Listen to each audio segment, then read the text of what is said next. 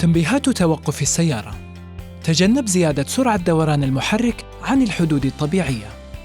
إذا كانت السيارة مجهزة بناقل الحركة الأوتوماتيكي، اضغط باستمرار على دواسة الفرامل إذا كانت السيارة في وضع التشغيل، واستعمل فرامل اليد عند الضرورة. إذا قمت بصف السيارة على سطح مائل، اضغط دواسة الفرامل واستعمل فرامل اليد دائماً.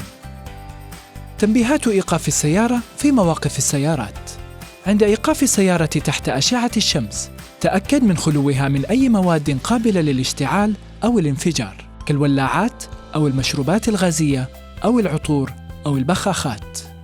تأكد من تعشيق فرامل اليد ونقل مبدل السرعات إلى وضع الانتظار P، وإطفاء محرك السيارة وقفل الأبواب.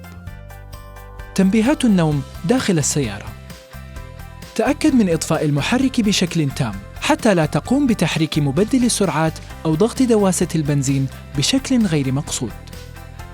عند صف السيارة في مكان مغلق رديء التهوية، قد يتسرب دخان العادم إلى داخل السيارة، مما قد يتسبب في الوفاة أو التسمم بالغاز لا سمح الله.